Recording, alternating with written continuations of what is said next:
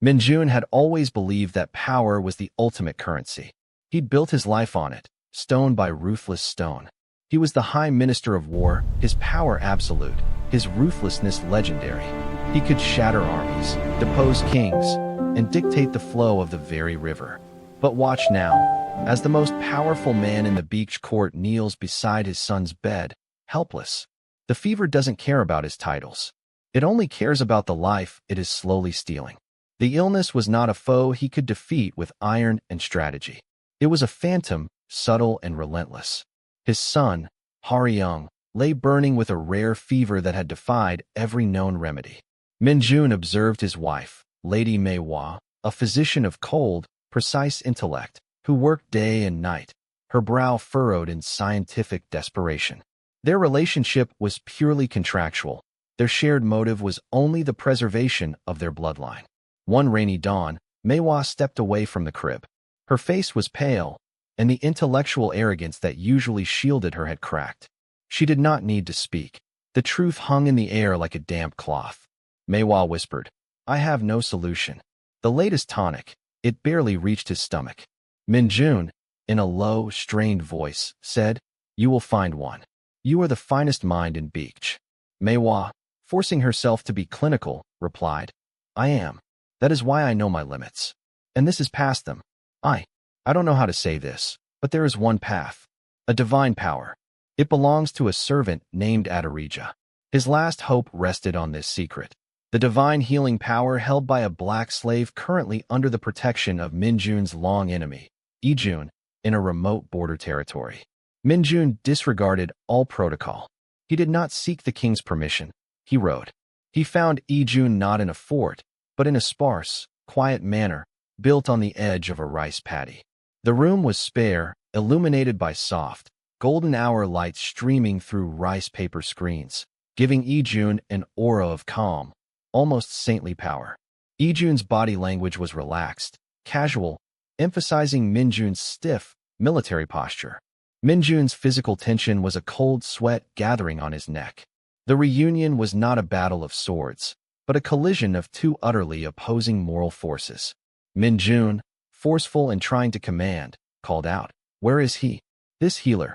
I demand his release under royal decree. He is property of the state." Ijun, with a slow, pitying smile but sharp, calculating eyes, took a quiet sip of tea and thundered, "You come with threats, Min-Jun, when you should be coming with flowers. You look exhausted." Min-Jun, with a show of desperation, voice clipped, said, "Name your price." "Gold. Land. I will cede the entire southern river tract. It's yours. Whatever debt you feel I owe you for the years of, never mind. Name it." Ijun, wanting Min-Jun to admit moral failure, not just pay, replied, "It's never been about gold, Min-Jun. You should know that. What I need, what you owe, isn't material. It is a debt of the soul." Ijun rose slowly. The act was a physical assertion of his moral superiority.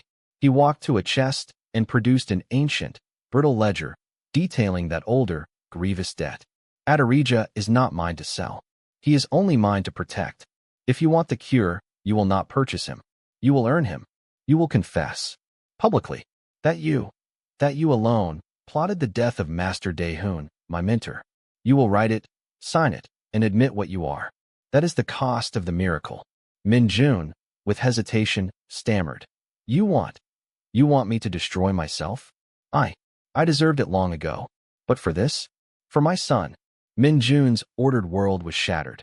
Returning to normal life was impossible. He must either sacrifice his honor and power to his rival, or condemn his son. He chose the living. He snatched the brush and signed Ijun's oath, a confession of political treason. He chose humiliation. He waited, the political equivalent of a beggar. He had paid the price. But as Min-Jun stood on Ijun's territory, preparing to take the healer, the deal was hijacked by the very man he was trying to save. Aderija, the healer, entered. The tension in the room was physical, a thick presence that made the air hard to breathe. Min-Jun's internal emotion was a grim satisfaction, believing the sacrifice of his dignity was complete. Aderija stood near the wall, seemingly passive, his eyes avoiding eye contact, yet his body language held a strange, coiled energy. Min-Jun, forcefully pointing to the signed oath, yelled, I paid your master's price. The oath is signed. I will be ruined, but your services are mine now. Aderija turned, voice clear, the oath to Ijun is dust. Political theater. I need something real. Min-Jun, confused, raised his voice. Real? What could be more real than my political life? You want a fortress? My seal is enough to give you. Aderija turned, looking directly at Min-Jun. I want freedom. For every person who looks like me. A single, sweeping decree, signed by the High Minister. Not for gold. Not for land. You will purchase my power with the liberation of my people. That is my price. Min-Jun physically recoiled. The weight of the demand was visible as a sharp pang of fear. A fear far worse than the threat of public shame. This was not about politics. This was about revolution. Min-Jun, looking shocked, signed the oath, but this was a different level of threat. That is not a price. That is treason.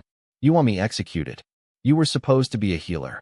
Aderija, heart pacing, replied, I am healing the country. Min-Jun, starting with your son. Min-Jun stared, realizing Ijun's humiliation was just a smokescreen. The true danger had arrived. He had to sign a document that guaranteed his execution if the king ever saw it. He retook the brush. His hand was shaking uncontrollably, his knuckles white against the table. Min-Jun, in a low, desperate whisper, said, You are damning me. Aderija shouted, and freeing us. The life of your son for the lives of thousands. The scale is worth it. Min-Jun signed the treasonous contract, damning his political life to save his family. The execution of his public identity was complete. Min-Jun rode back to the capital, the treasonous document pressed deep against his chest. It was not the healing that made him cold. It was the chilling realization of what he had become, a conspirator against his own state, bound by an impossible, secret contract. His mind raced, a perpetual motion machine of strategy, desperately trying to find a way to contain the damage before the revolution he had just signed into law could begin. He had sacrificed his honor to Ijun, and now his political life to Aderija. There was nothing left to give, only fear. He arrived at his manor under the deep cover of a sleepless night. The air was heavy, thick with the scent of damp stone and medicinal herbs. He half expected the guards to arrest him immediately, the secret contract having somehow become public knowledge during his short journey. He expected judgment from the world, but he was unprepared for the calculated gaze of the woman waiting in the foyer. The manor was bathed in cold moonlight, the polished wood reflecting the pale light with an almost unforgiving clarity. Lady Mei-Hua stood perfectly centered by the low table, her posture a study in serene control. She wore an elaborate, expensive robe that marked her distance from the messy political struggles swirling around them. Beneath her calm exterior, a fierce intellectual fury simmered, hidden behind a mask of patronizing coolness. In her hand, she loosely held a crystal vial. It was the only object catching the moonlight, a beacon of cold scientific certainty in the dim room. There were no tears, no relief, no gratitude for the successful return of her husband or the hope he brought. Only calculation. You took too long, Mei-Hua said, her voice smooth and polished like the stone beneath their feet. Min-Jun, exhausted from the journey and burdened by the weight of a contract he had made, replied quietly, The healer is here. The cure is. Mei-Hua interrupted, tapping the vial with a measured finger. I spoke with Ijun. He is predictable. I anticipated his initial price. He wants humiliation. But this servant, Aderija, his methods are crude. They defy observation. Min-Jun's irritation rose, his voice sharper now. He is healing our son, Mei-Hua. That is all that matters. No, Mei-Hua said, her arrogance bleeding through, her intellectual fear of the unknown barely concealed. Control matters. I synthesized this, a partial cure, a distillation of the rare lotus root. It will delay the symptoms. It won't cure him, but it will stabilize the fever for precisely 24 hours.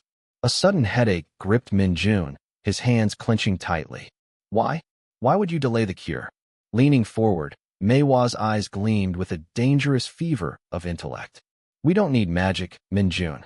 We need certainty. Control. Use this first. Delay the symptoms.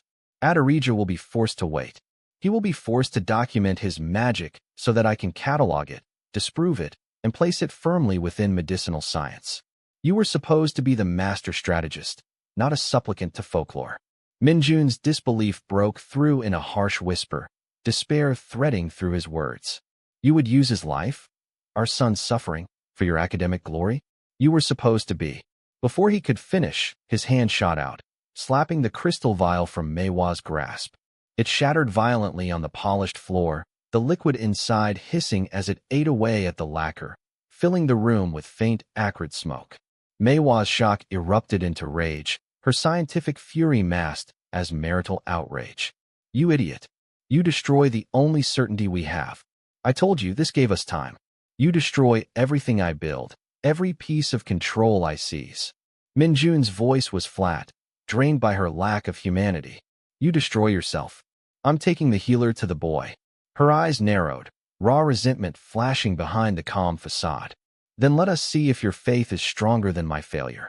If you choose that thing's magic over my work, I will ensure this entire disgrace is known. I will expose your contract. You will not have your miracle or your name. Min-Jun turned away. He had signed away his political life for his son, and she was already using the crisis to claim scientific glory. His silent rejection shattered their contractual marriage. The healer stood now in the room, but the betrayal was far from over. Soft, warm candlelight flickered over the crib, casting a religious, spiritual atmosphere. Aderija stood over the boy, a silent and powerful presence. He had not yet begun the healing, instead looking at Min-Jun with an unreadable expression, ready to enact the cost of his power. This was no mere spell, it was an exchange.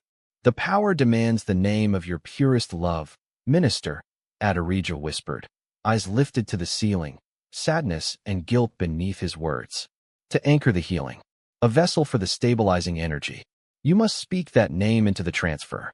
The moment hung heavy, charged with all the political and personal costs Min-Jun had already paid. He had given up his political identity, his personal dignity, and shattered his marriage. Now he had to give his heart.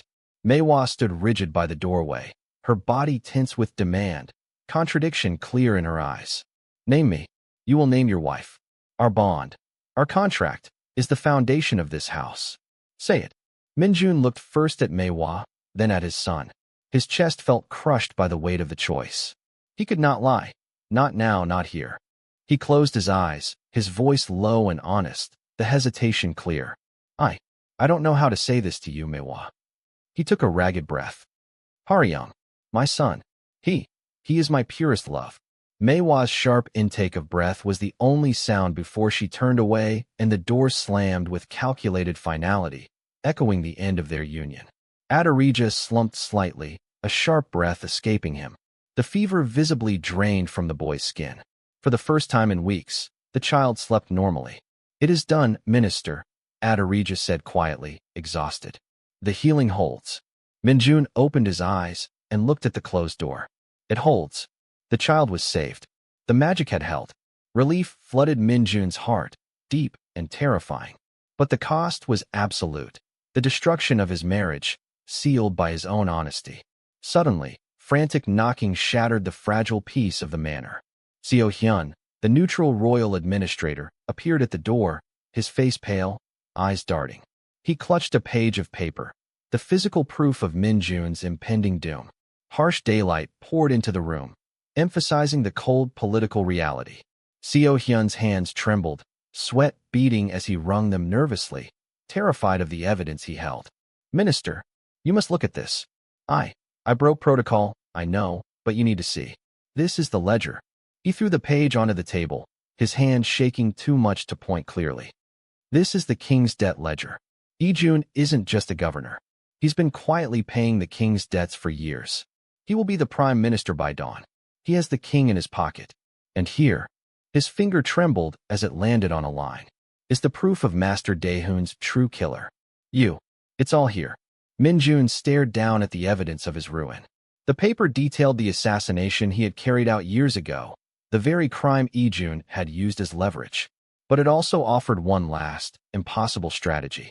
Calmness born of exhaustion settled over him. The end had finally arrived. He could die with dignity, or survive without honor. Why are you showing me this, Seo-hyun? You know what I did. Seo-hyun's voice faltered, desperation spilling out beneath his words. You can use this to destabilize him. Stop his appointment. You were supposed to. He trailed off, seeing Min-Jun's lack of reaction. You were supposed to keep him in exile. Min-Jun picked up the page and looked at the evidence of his ruin. No more fighting, Seo-hyun. I'm done. The page presented a clear dilemma. Use the evidence to execute Lee-jun, sacrificing his own life in the process, or destroy it and allow his rival to rule the kingdom, securing his family's survival under Lee-jun's regime. He had already chosen family over power. He would not choose revenge. Slowly, Min-Jun walked to the fire, the page still in hand. His face showed no anger, only the deep exhaustion of a man finally free of the need to win. The ambition of a lifetime turned to ash. He had chosen life, not power. The crime was gone, but the consequences would remain. Seo-hyun's voice trembled with disbelief and accusation. You just guaranteed his victory. Why? You could have destroyed him. Min-Jun stood steady, his voice calm and resolute. Because I chose the consequence, Seo-hyun. I chose what I deserved. Now go. The heavy silence that followed was shattered violently. The door burst open, and a soldier staggered inside, breathless and coated in dust and sweat. He stood rigid, urgency etched into every line of his body. Minister, forgive the intrusion, the soldier gasped. I have ridden without rest. Your rival, Lee-jun, has ordered the immediate destruction of the sacred oak on his land. The source of Aderija's power is being poisoned. Min-Jun felt a cold spike of fear stab through him. The threat was back, doubled and more terrifying. His son's cure was unraveling. The price of his political surrender was the life of his child, once again slipping away. He mounted his horse and raced toward Lee-jun's land, not against fever this time, but against a merciless act of vengeance. The cure was fading fast. As he pushed through the guards at the sacred grove, Min-Jun expected to find Lee-jun's men with axes raised. Instead, he found Lady Mei-hwa, kneeling by the roots, surrounded by illegal tools and rare herbs, her elegant robes stained with dark sap and mud. Her hands trembled violently as she worked feverishly, desperate. Mei-hwa, Min-Jun gasped, breathless, tension coiling in his chest. What are you doing? Lee-jun sent you to finish the job. I thought you. Her head snapped up, eyes wide with fear and shame. I wasn't trying to poison him. Lee-jun twisted it. I never meant for this. She gestured toward the dying tree. I was trying to find the antitoxin, to prove that even his divine power could be cataloged. He used my arrogance against us both. He told me the herb would only neutralize the magic. He didn't say it would kill the tree. Min-Jun's eyes shifted from the tree to his wife. Anger flickered across his face, but beneath it lay a profound sadness. You risked everything, again, for a footnote in a medical text. Tears streamed down Mei-hwa's face. I know. I'm sorry, Min-Jun. I think I'm the real villain in this story. The poisoning was Lee-jun's final trap.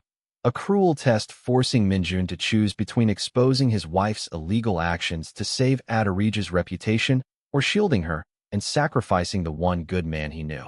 Min-Jun took her arm gently, pulling her to her feet. We go? Now. We will not be executed for your pride or for my failures. He had made his defining choice.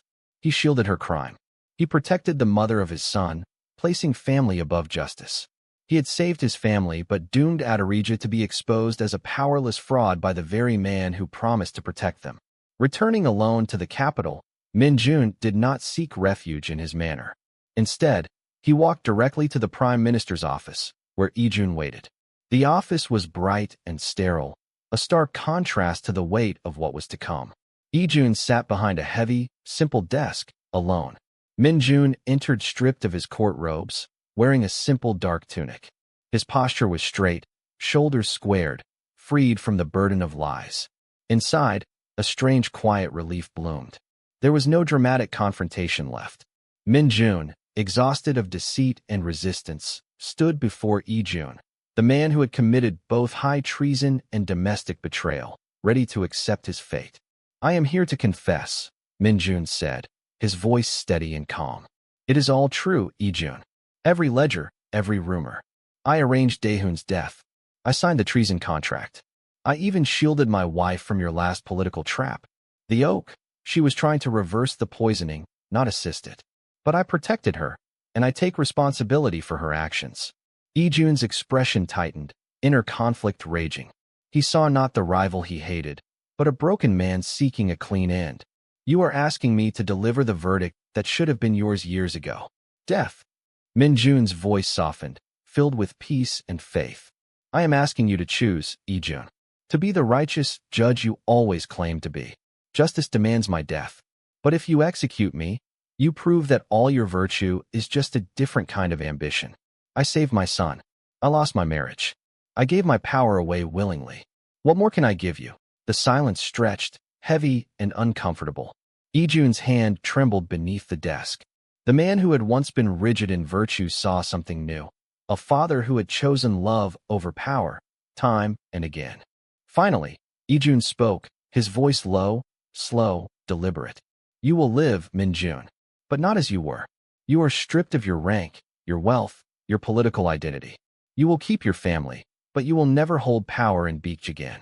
The king has been informed that your mind is unsound, your judgment compromised. You will be sent to the northern estate. That is my justice. That is my grace. A strange smile crossed Min-jun's face, defeated in appearance, but inwardly triumphant. Thank you. Time passed. Min-jun, now dressed simply, walked through a small garden with his healthy son, Ha-Ryung, and Lady Mei-hwa. Though no longer lovers, they were partners, united by quiet life and new purpose. Mei-hwa's brilliant mind is now focused on gardening and healing, far from the dangerous intrigues of court. A reflective voice closed the tale. Min-jun lost the world to save his son. He sacrificed everything he was, his title, rank, immense political power, and the facade of his marriage, to gain the one thing he never possessed, his soul. He was a new man, rising from the ashes of his former power. History would remember him only as a footnote, a disgraced minister who vanished. But in the quiet garden of his heart, he was finally a father. The final shot lingered on Ha-Ryung's healthy laughter, bright and free. Then the scene shifted to Aderija walking through a southern village, a new scroll clutched tightly in his hand. Narrator's voice cut through. The cure for treason was not a medicine. It was the absolute submission to truth. It was the willingness to pay the ultimate price. Text overlaid on the screen. Did Min-jun deserve mercy? Tell us what you think in the comments below. Narrator continued. We hope you enjoyed the tragic saga of Minister Min-jun. For more stories of impossible choices and redemption, subscribe and click the bell. A year later, at the northern estate, a desolate, cold garrison, Mei-hwa crossed the courtyard with a basket of dried roots. These herbs are potent, she said quietly. Lee-jun's spies still watch us. I had to bribe a courier just to get black pepper. Min-jun, carving a small wooden horse, didn't look up. And, is the price worth the pepper? Mei-hwa hesitated. It's not just the pepper. It's the network, the discipline. You're becoming complacent. You don't read the dispatches anymore. Min-jun's voice was calm but firm. There are no dispatches. I'm a disgraced man carving a horse. Complacency is the price of my life. You wanted control. I lost it all. Now I'm safe. Frustration crept into Mei-hwa's voice. That's where we differ. You mistake surrender for salvation. Lee-jun exiled you. This is temporary. We must rebuild the network. You need to send a coded message to Seo-hyun. He's weak, but loyal. Min-jun finally looked up, eyes sharp. Seo-hyun is done. I am done. When I burned that ledger, I burned our house's foundation. I'm carving a horse, not a kingdom. Mei-hwa's voice cracked. But the contract, the freedom of Aderija, still exists. If Lee-jun finds it, he'll undo it all and execute you. You were supposed to watch the kingdom. Min-jun set down the knife, a cold edge entering his tone. I did my duty. I paid the price. I shielded you. I lost everything for you and our son. You were supposed to accept this new reality. Her voice softened, vulnerable. I just want security. This silence is louder than the city's screams. I need the noise of power to feel safe. Min-jun shook his head. Then you're still treasonous, Mei-hwa. Not against the king, but against yourself. A sudden cut to Ha-Ryung playing in the weak sunlight softened Mei-hwa's face. Meanwhile, in the south, Aderija walked through a village, his posture open but cautious. Though legally free, prejudice clung to him like a shadow. He watched as a market vendor refused to sell food to a free black family. The vendor's face tight with resentment. "They see the parchment and think freedom," Aderija murmured to an old woman who recognized him. "But they look at me and see a threat." The woman whispered back, "The paper is new, but the hate is old. You gave him the cure, but did you take the cure for his soul?" Aderija's voice dropped. "I took a piece of his loneliness. I don't know if that's a cure." Back in the north, twilight settled over the garrison. Min-Jun stared into the fire, the wooden horse finished in his hands. A strange loneliness pressed on him, not his own, but an echo of centuries of servitude. He knew Aderija carried a piece of him now. A sudden clatter at the gate broke the quiet of the northern estate. Min-Jun looked up as a figure stumbled inside. Not a spy cloaked in shadows, but a terrified merchant, dust-covered and trembling. Ha-Ryung had sent him, bribed heavily to risk this journey. The merchant gasped for breath, eyes wide with fear. "Minister Min-Jun, I don't know what this is." Ha-Ryung only said, "The game isn't over." Not for the minister. Min-Jun dismissed him with a tired wave and carefully opened the small, tightly sealed box the man handed over. Inside lay no ledger filled with political secrets, but a small, heavy piece of jade carved into a miniature sacred oak, an unmistakable symbol. It was a message from Ijun, proof that he knew Min-Jun had shielded Meiwa's crime. Beneath the jade, Min-Jun found a tightly folded scroll, not a royal decree, but a perfect copy of the treasonous contract he had signed with Aderija. It bore Ijun's personal seal, a quiet, dangerous threat. Min-Jun's voice lowered to a whisper as he read the tiny note attached. Ijun knows. He knows everything. The note, written in Ijun's precise, cold hand read, "The debt remains unpaid. This copy is your life raft, minister, or your anchor. The choice, as always, is yours." Min-Jun stood by the cold fire, clutching the contract that burned cold in his hand. Ijun hadn't sent armies. He had sent a psychological weapon, testing Min-Jun's fragile moral resolve. "He wants me to destroy it," Min-Jun thought, the tension tightening inside him. "He wants me to erase the evidence of Aderija's liberation, proving that even my virtue is temporary, that I only care about saving my own skin." Meiwa entered quietly and froze when she saw the jade oak and the scroll in his hands. Her face paled. "Destroy it. Now," she urged, panic sharpening her voice. "He sent it as a trap. If that copy is found here, even in exile." "No." Min-Jun's movement was sharp, almost angry, but beneath it lay a deep, trembling fear. "If I destroy it, I destroy Aderija's freedom. Ijun is testing me, to see if I value my son's life over my conscience. If I burn this, I prove the liberation was just a desperate political move." Meiwa's eyes darted, caught between fear and frustration. "This isn't conscience, Min-Jun. It's self-preservation. You were supposed to protect us. Think like a general." Min-Jun looked at her, voice soft but unyielding. "The general is dead.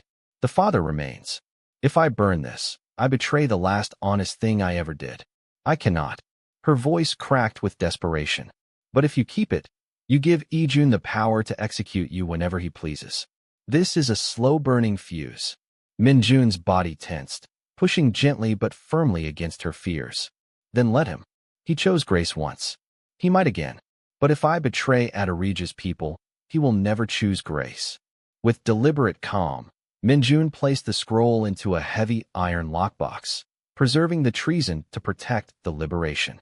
Meiwa's shoulders slumped in despair. "You've learned nothing from 20 years of politics.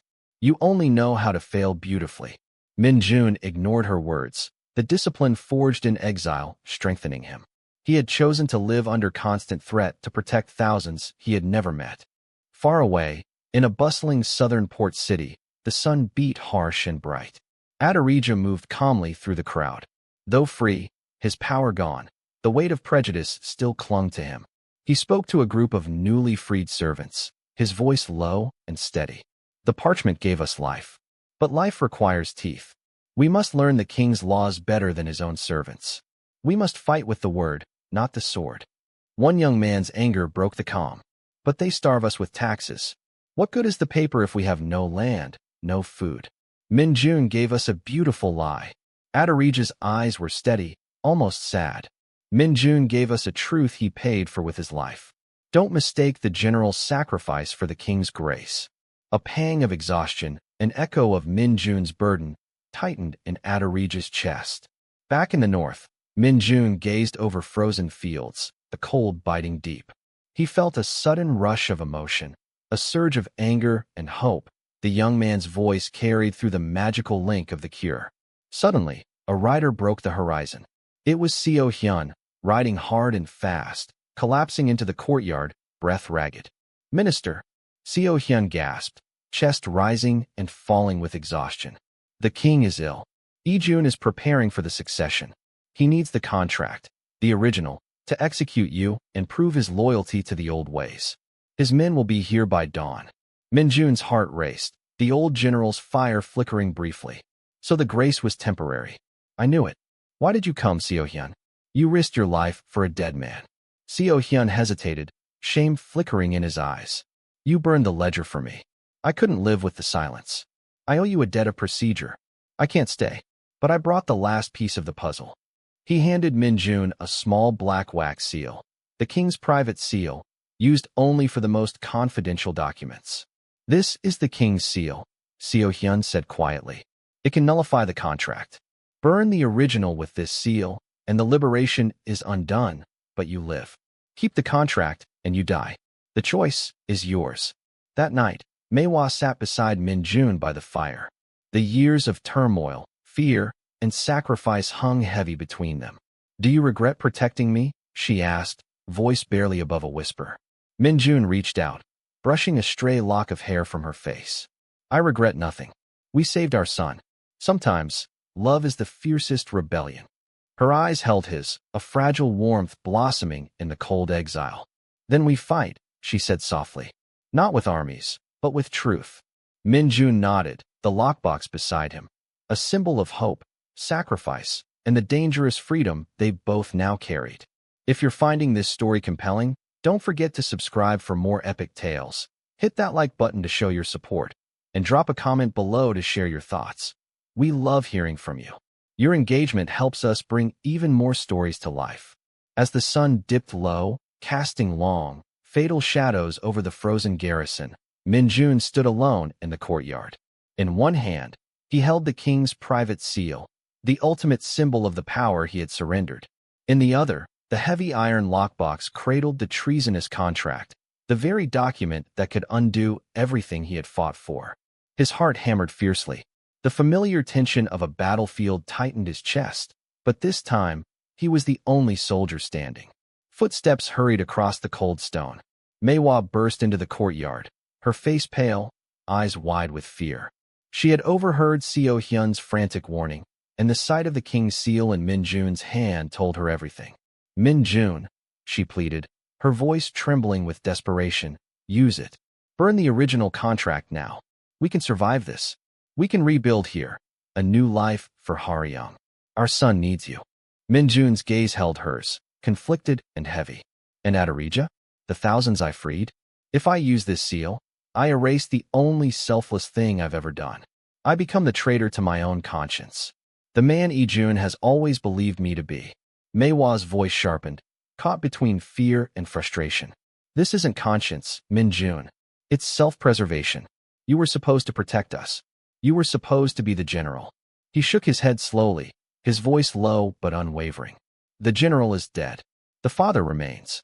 If I destroy this contract, I betray the last honest thing I ever did. I cannot." Her eyes searched his, a flicker of something like pain shining through. "But if you keep it, Ijun holds your fate in his hands. He can execute you whenever he pleases. This is a slow-burning fuse." Min-Jun's body stiffened, a quiet resistance in every line of his posture. "Then let him." His voice was steady, carrying the weight of finality. "He chose grace once. He might again. But if I commit treason against Aderija's people, he will never choose grace." Without hesitation, he placed the king's seal gently back into the box. The chance to nullify the contract slipped from his fingers. "I will not destroy it. It stays." Despair overtook Maehwa. She sank to her knees, voice breaking with bitter resignation. You've learned nothing from 20 years of politics. You only know how to fail beautifully. Then run, please, before the riders arrive. Min-Jun's eyes burned with quiet fire. No, running is failure. I choose the consequence. I will face Ijun's men here. He knew the hunters would be ruthless and skilled. But if he fled, he would only lead them straight to Maehwa and Ha-Ryung. This was the final reckoning. He had to stand. Far to the south, Aderija suddenly felt a crushing weight in his chest, a physical tension that mirrored Min-Jun's peril. The bond forged by the cure was undeniable. Min-Jun was facing death.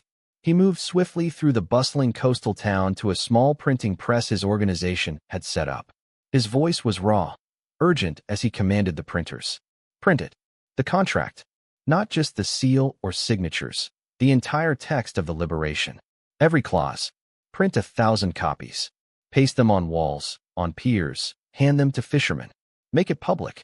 Aderija was turning Min-Jun's treason into a weapon of truth, making the liberation irreversible by spreading its words far and wide. Back at the garrison, the faint sound of horses approached. Min-Jun stood alone in the courtyard, breath slow and steady, muscles tense but calm. His acceptance was absolute. A dozen heavy cavalry thundered in, led not by Ijun himself but a cold, precise captain. The riders swept into the courtyard like a storm. High Minister Min-Jun. The captain's voice was procedural, emotionless. You are under arrest for high treason against the crown. We are authorized to seize all documents relating to the liberation contract. Min-Jun met the captain's gaze with unwavering strength. I have the contract. And one final message for Ijun. With deliberate calm, he opened the lockbox, but instead of the contract, he revealed the small jade oak, the symbol of his sacrifice. Tell Ijun, Min-Jun said, voice clear and resolute, that true power lies not in the threat of execution, but in the willingness to pay the price. The captain's face darkened with fury at Min-Jun's defiance. He drew his sword, voice sharp. Where's the contract, Minister? Min-Jun's reply was quiet but unyielding. I destroyed it. The captain's rage boiled over. He barked a quick order, and the cavalry swarmed, binding Min-Jun's wrists tightly with rough ropes. The sting of the restraints was sharp, a welcome distraction from the weight of his choices. Dragged from the courtyard, Min-Jun's eyes stayed fixed on the fading light. The garrison, once a prison, was now the stage for his ultimate surrender. Hidden in the shadows, Maehwa watched through a thin crack in the wall. Silent tears traced her cheeks as she bore witness to the man she loved being taken away. She had lost this battle, but she saw something else, something deeper. The man who was gone was not the broken politician or defeated general. He was finally whole. Her heart ached, torn between fear and a fragile hope. Later, as the night deepened, Maehwa sat alone by the fire, the cold air pressing in around her. The echo of Min-Jun's courage lingered, a quiet flame against the darkness. In the stillness, she whispered into the night, we will rebuild. For Ha-Ryung, for the truth he fought to protect. Min-Jun, bound but unbowed, rode away from the only home he had left. The path ahead was dark and uncertain, but his spirit was free. He had chosen love over power, conscience over survival. In that choice, he found a peace no crown could grant. The sun was low, casting a gentle glow over the snow-covered garrison. Maehwa sat beside Min-Jun on a rough wooden bench, her hands folded quietly in her lap. The silence between them was heavy, but it wasn't empty. Maehwa's voice trembled. I don't know how to live without the fear. This quiet, this silence. It's not natural. I need the struggle. Min-Jun reached out, placing his hand gently on her shoulder. His touch was steady, full of a deep, earned affection. Then let us struggle to grow a garden in this frozen ground. Let us teach Ha-Ryung that failure is not death. That is the only strategy left for us now. Maehwa met his gaze, a faint, bittersweet smile breaking through her worry. A garden, in the middle of exile. He nodded. A garden, a home, a life. We fight not with swords anymore, but with patience and love. Days passed like slow breaths. Min-Jun taught Ha-Ryung how to fish in the icy stream, his hands firm but patient as they guided the boy's small fingers. Maehwa recorded carefully the progress of a new strain of medicinal crops she had nurtured, her eyes lighting up with each successful harvest.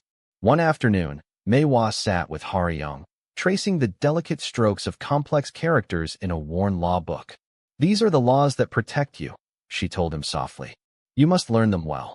Min-Jun watched from a distance, carving a small wooden horse, the lines precise but humble. "We're teaching him to be neither just a general nor just a scholar," he said quietly. "He must be both humble and strong." Far to the south, Aderija stood at the edge of a crowded dock, watching ships come and go. Printed copies of the liberation contract plastered walls and pillars all around him, fluttering in the sea breeze. He knelt beside a young boy carrying a heavy sack. "Where are you going with that?" Aderija asked. The boy's eyes dropped in shame. "To Master Kong, to pay my father's debt." "Show me the paperwork," Aderija said firmly. The boy handed over a faded document. Aderija's eyes scanned the text, voice steady yet kind. "This debt was incurred before the liberation. Min-Jun's contract nullified all debts related to indentured servitude. You're a free boy. Go home." The boy stared at him, disbelief and hope warring in his eyes before he broke into tears and ran. Aderija stood alone for a moment, the warmth of relief spreading through him. It was the same warmth Min-Jun had felt when he looked at his son, an echo of pure, selfless love. Min-Jun's sacrifice had become the foundation of a new social revolution. The cure for treason was turning out to be more powerful than any sword or decree. Back in the north, the harsh winter began to thaw. The garden they had planted bloomed against the cold, a stubborn promise of life. Mei-hwa sat close to Min-Jun beneath the growing branches of a young tree. Their son, now a teenager, sat nearby, absorbed in a heavy law book. Mei-hwa's voice was soft, almost a whisper. "I still keep the king's seal in the firebox, just in case." Min-Jun smiled, a laugh line crinkling near his eye. "You should. It's a good reminder that every piece of power is a loaded weapon."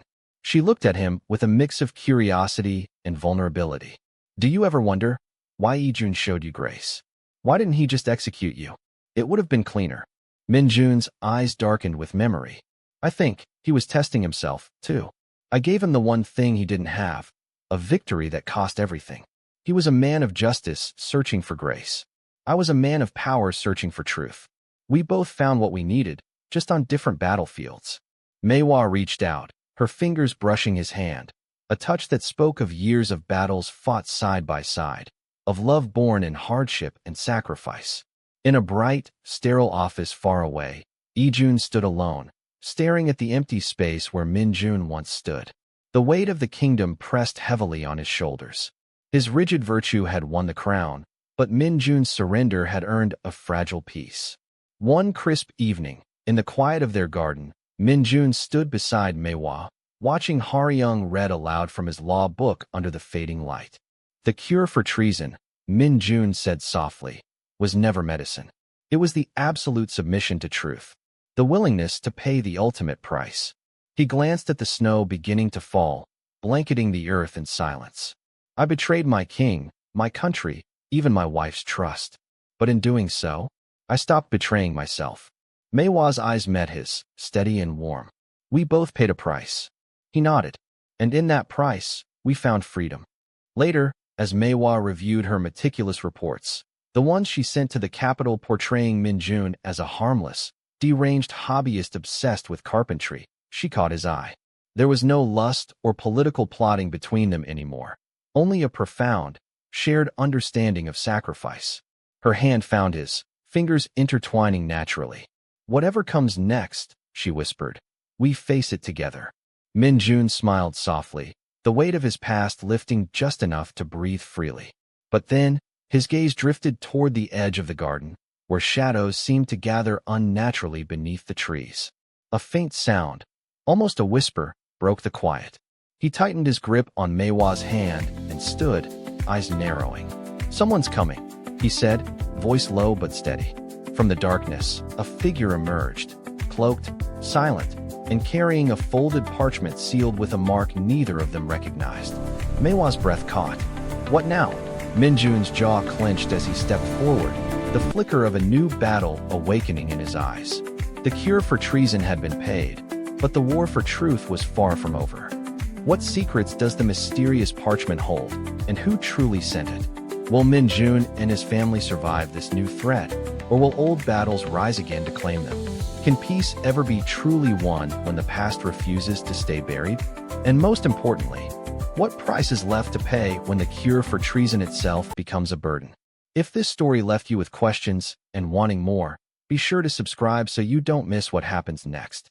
Like the video if you're intrigued by Min-Jun's journey, and share your thoughts or theories in the comments below. We want to hear how you think this saga will unfold.